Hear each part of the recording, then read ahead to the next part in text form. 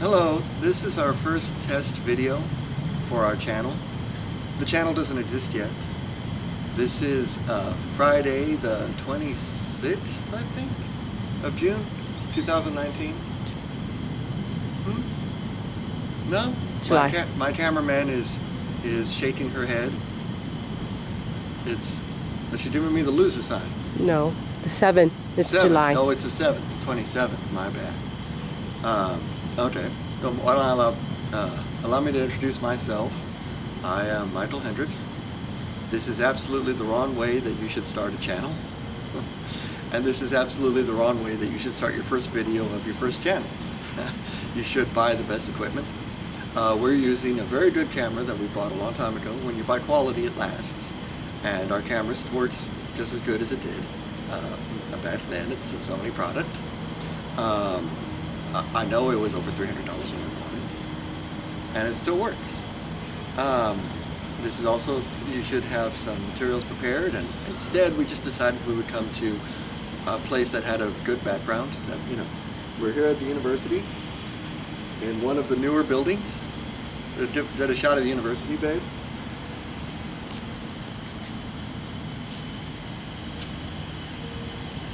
What we're realizing as YouTube becomes less of a hobby and more of a lifestyle for many people. Many people spend their entire lives on the internet. The friends that they made on the internet. Sometimes the spouses they made on the internet. That's the world we live in today. It started 20 years ago, and I don't see any signs of it slowing down. And I think maybe it's a good thing. It's a good thing. I'll tell you a little about myself. I grew up in a small town. Grew up in a poor town. Grew up in a town where people had interests other than mine. I was kind of a loner in that regard, kind of a bookworm, kind of what you would, in the old days, have called a nerd. I'm as astonished as anyone else to find out that in the modern time the nerds have taken over, and now just about everybody's a nerd. Maybe if we'd had the internet when I was a kid, I wouldn't have been as lonely, because I would have realized just how many people out there are just like me.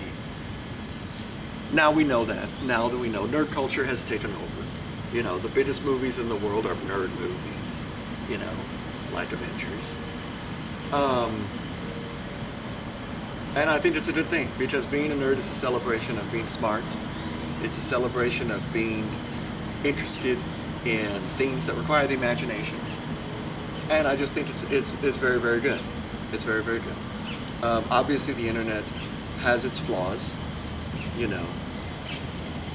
If I start my channel, and I'm starting my channel, I cease to become a private person.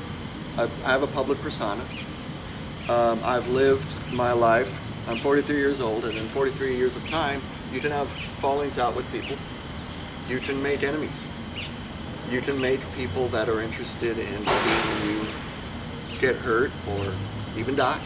And that's just life. That's just life. When you live a bold life, when you live an unapologetic life, and when you do things for your income that are unpopular. I've worked in unpopular industries. I've made enemies along the way. I've had fallings out with friends, and if I'm being honest, even family. Going public has its risks, because people that they perceive that maybe I've done them wrong, or that there's bad blood, you make yourself a target and have them come out. But I also believe that in order to live a full life and a complete life, you also have to be unafraid. You can't live in fear or shy away. And I don't feel that I've done that in my life, and I'm certainly not going to do it as a public person either. Being in the public eye, people very quickly want to know where you stand on certain issues. And I believe the wisest approach is just to be open and to be yourself and to take. Having said that, I have very little interest in stepping on other people's toes just for the sake of doing it. I'm very interested in starting a fight or an argument just to do it. We live in a mixed economy. Pretty much any laws that get passed because of compromise. That's become a dirty word in the media and in the pundits. Pundits don't like to admit that the other side might have a point. you don't agree with me, so you're stupid, is pretty much what you'll get if you go to the mainstream media or the alt media. 20 years ago, when I was a student here, I worked for the school newspaper. And when I worked for the school newspaper, I was astonished. I was a 22-year-old, know nothing. I knew nothing. I was learning about things. But I was astonished to discover that nobody wants an open debate. Nobody. Nobody on the left, nobody on the right, two people on the left who disagree with each other. Neither one of them wants the other one to have a say. Two people on the right that disagree with each other. Neither one of them wants the other one to have a say. We would, me and my advisor, we would literally publish articles about 200 words in length, just a tiny article on the front page that would show both sides' opinion. We would get letters from people we had quoted in the first place, saying that we didn't show their point of view properly.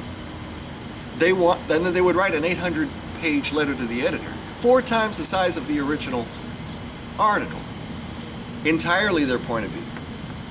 We would get letters from the other side saying the same thing. So you learn very quickly that people they want to crawl up their own arse, they want to stay in their own head, and they want to jam their point of view down everyone else's throats.